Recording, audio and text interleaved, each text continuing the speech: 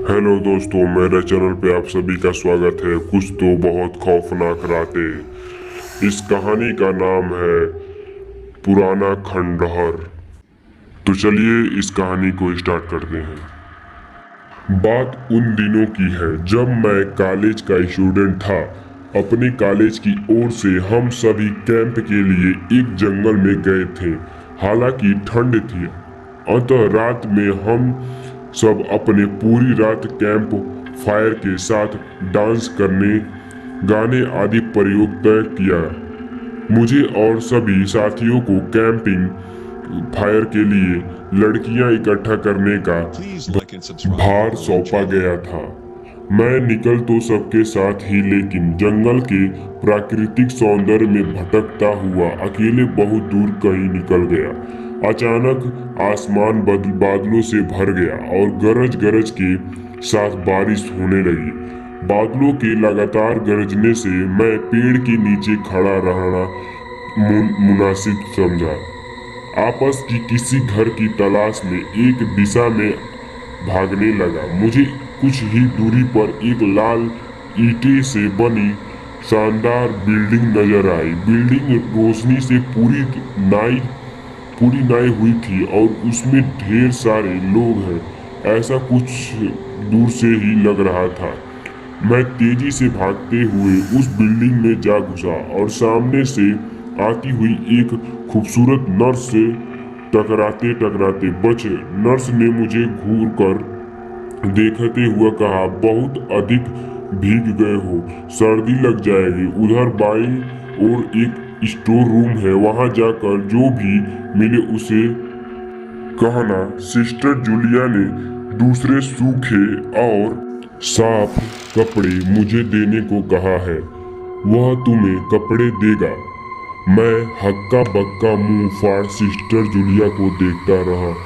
मुझे एक कदम से यह समझ नहीं आया कि मैं क्या करूं। मेरी स्थिति देखकर सिस्टर जूलिया खिलखिलाती हंस पड़ी और बोली, पहले तो तुम अपना मुंह बंद करो, वरना मुंह में मच्छर घुस जाएंगे, और अब जाकर वैसा ही करो जैसा मैंने कहा है। मैं हल्के से हाँ में सिर हिलाया। सिस्टर की बात दिशा में जाने को मुड़ गया। अभी कुछ देर तक कदम ही चला होगा कि मेरे कंधे पर किसी ने हाथ रखकर मैं चौंककर पीछे मुड़ा और अपने सामने आर्मी की वर्दी में एक युवक को खड़ा मुस्कुराया पाया। मेरे चेहरे पर आश्चर्य का बादल अपना घर बना चुका था, जिसे देखते ही उस युवक को हंसी आ गई। उसने धीमे किंतु दृढ़ स्वर में कहा, मैं कैप्टन विनोद हूँ और यह हमारे देश की आर्मी का हॉस्पिटल है। कैप्टन विनोद की बातें ने मुझे आश्चर्य किया। मैं अब धीरे धीरे सामान्य हो गया और मैंने कैप्टन विनोद को सिस्टर जूलिया की कई बात बताई। सुनकर कैप्टन विनोद के चेहरे पर रहस्यमय मुस्कान फैल गई और वह बोले, तो सिस्टर जूलिया से भी मिल चुके थे? जी, क्या मतलब है आपका? कुछ नहीं, चलो मैं तुम्हें सूखे कपड़े देता हूँ, चेंज कर लो, नहीं तो सच में सर्दी लग जाएगी। और मैं कैप्टन विनोद के पीछे एक बड़े से कमरे में पहुंच गया। कमरे के चारों ओर हरे रंग के पर्दे लगे हुए थे। एक ओर एक बड़ा सा बेड पड़ा हुआ था और उसके सामने एक सोफा था। बीच में एक टेबल था जिस पर 2 गिलास, एक बड़ी बोतल ब्रांडी की और 1 या 2 पत्रिकाएं पड़ी हुई थी। कमरे के एक कोने में एक बड़ी सी अलमारी थी, जिसमें से कैप्टन विनोद ने एक असामान्य रंग का कुर्ता पैजामा निकालकर मुझे दिया और कमरे से अलग बाथरूम की ओर इशारा किया। मैं बाथरूम से कपड़े चेंज कर जैसे ही निकलने लगा, मेरी नजर बाथरूम की एक दीवार पर पड़ी। वह खून के छिटके से भरी हुई थी। यह देखकर मैं घबरा गया और जल्दी से बाहर निकलने को मुड़ा कि बाथरूम में लगे आईने में खुद को ही देखकर चौंक गया। आईने में मेरा पूरा शरीर तो नजर आ रहा था, लेकिन मेरे शरीर पर से मेरा सर गायब था। अब मुझे डर लगने लगा और मैं हड़बड़ कर बाथरूम से निकल गया। मुझे इस तरह बाहर निकलते देख कैप्टन विनोद ने हंसकर पूछा, क्या हुआ? अरे हाँ, तुमने तो अब तक मुझे अपना नाम ही नहीं बताया। कहाँ जाओगे? बाहर बहुत तेज बारिश हो रही है, लेकिन तुम जाना क्यों चाहते हो? अचानक यह मैं समझ नहीं पा रहा हूँ। कैप्टन विनोद, आपकी बाथरूम की एक दीवार पूरी खून के छींटे से भरी हुई है और आपके बाथरूम में लगा आईना भी कुछ अजीब सा है। उसमें मुझे मेरा पूरा शरीर तो दिखाई दिया, लेकिन मेरा सर ही गायब था। मैं अब बिल्कुल भी नहीं रुकूंगा यहाँ। बारिश में ही भीगता हुआ अपने कैंप तक पहुंच जाऊंगा। कहते हुए मैं कमरे से बाहर जाने वाला दरवाजे की ओर बढ़ा। रुको! तभी कैप्टन विनोद की कड़कती आवाज गूंजी, तो तुमने सब कुछ देख ही लिया? जी, क्या मतलब है आपका? मेरी आवाज में डर भर गया था। मतलब चाहे जो हो, तुम तब तक यहाँ से नहीं जा सकते जब तक मैं तुम्हें कुछ बता ना दूं। क्या बताना चाहते हैं आप, जो आज तक कोई न जान सका? जो आज तक कोई न जान सका, वह मैं जानकर क्या करूँगा? प्लीज अब मुझे जाने दे। मैं डर से रुआस हो गया था। और नहीं, बिल्कुल भी नहीं, और तुम्हें मुझसे डरने की बिल्कुल भी नहीं, और तुम्हें मुझसे डरने की भी कोई जरूरत नहीं। सैनिक सबकी रक्षा के लिए होते हैं। मैं अभी भी तुम्हारी सुरक्षा ही कर रहा हूँ। कैप्टन विनोद के स्वर में कोमलता थी। आओ मेरे साथ, इस सोफे पर बैठ जाओ। मैं तुम्हें एक कहानी सुनाता हूँ। कहानी खत्म होते ही मैं तुम्हें तुम्हारे कैंप तक जीप में छोड़ाऊंगा। वैसे ही तुम अपने साथियों से काफी आगे निकल आए हो। वहां तक तुम अब चलते हुए शायद पहुंच न पाओगे। कैप्टन विनोद के स्वर में जानने की कैसी आश्चर्य थी। जाकर उसके बगल में बैठ गया। कैप्टन विनोद ने कहा, शुरू किया। दुश्मनों ने धोखे से मारा, अस्पताल को अपना निशाना बनाया। दुश्मन देश के 2 सैनिक हमारे सैनिक के वेश में एक हमारे ही घायल सैनिक को लेकर आए। वह घायल था और हमारे देश की सेना ने उसे बहुत ढूंढा, लेकिन नहीं मिला था।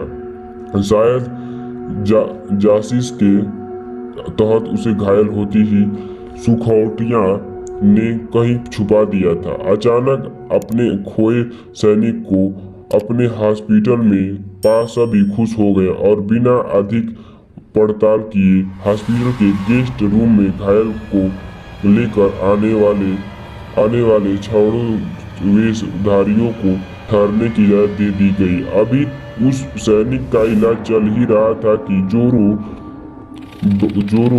का ब्लास्ट हुआ और पूरा हॉस्पिटल एक पल में खंडहर में तब्दील हो गया। लेकिन हॉस्पिटल तो अपनी शानदार स्थिति में खड़ा है। मेरी बातों को अनसुना कर कैप्टन विनोद ने अपनी बात जारी रखी। कोई नहीं बच्चा, उस ब्लास्ट में दीवार पर पड़े खून के छींटे भी उसी ब्लड में मारे गए हॉस्पिटल के कर्मचारियों के हैं। हाँ, पर मैं यह हॉस्पिटल तो मुझे खंडहर ही नहीं दिखता। जवाब में कैप्टन विनोद के चेहरे पर रहस्य भरी मुस्कान फैल गई और उनका चेहरा अजीब से भावों से भर गया। मैं उनके चेहरे को देखकर अंदर से दहल गया। फिर भी मैंने हिम्मत कर पूछा, आप उस ब्लास्ट में भाग कैसे गए? सुनते ही कैप्टन विनोद ठहाका लगाकर हंस पड़े और मुझ पर एक भरपूर नजर डालते हुए कहा, यह कहानी आज से मात्र 10 वर्ष पहले की है और मैं तो आज से 50 वर्ष पहले मर चुका हूँ। इसके आगे उन्होंने क्या कहा मुझे कुछ नहीं मालूम। चेहरे पर गीलेपन का एहसास जब काफी हुआ तो मैं उस जैसे नींद से जग गया। मुझे घेरे हुए मेरे सभी साथी और टीचर खड़े थे।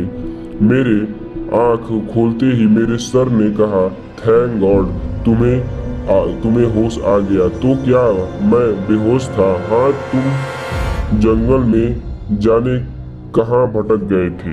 जब सभी लौट आए और तुम नहीं आए तो हमें सभी मिलकर तुम्हें ढूंढने निकले। काफी दूर जाने के बाद हमने एक जीप आती दिखाई दी, जिसमें एक आर्मी मैन तुम्हें पीछे की सीट पर सुलाए हुए हमारे कैंप को ढूंढते हुए आ रहे थे। उन्होंने हम सबको भी अपनी जीप पर बिठाया और कैंप तक छोड़ा। हमने उन्हें काफी रोकने की कोशिश की, लेकिन वह यह कहते हुए चले गए, अभी नहीं रुक सकता, एक जरूरी काम है। जब हमने तुम्हारे बेहोश हो जाने पर और उन तक तुम्हारे पहुंचने के बारे में पूछा तो बोले सोमेश ही बताएगा, और जो भी बताएगा वह सब कुछ आश्चर्य रहस्य सच होगा। उसकी उत्सविक निगाहें अपनी ओर लगी देख मैंने धीमे स्वर में पूछा, क्या उनका नाम कैप्टन विनोद था? सर ने हाँ में सर हिलाया।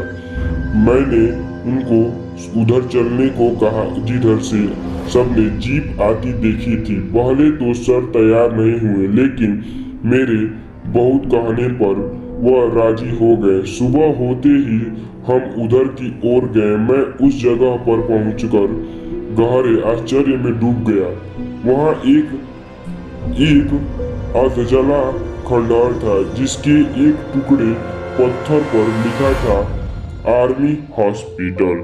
हेलो दोस्तों, ये कहानी आप सबको कैसी लगी जरूर कमेंट बॉक्स में लिख के बताइएगा, और ऐसी कहानी सुनने के लिए मेरे चैनल को सब्सक्राइब करें, लाइक करें।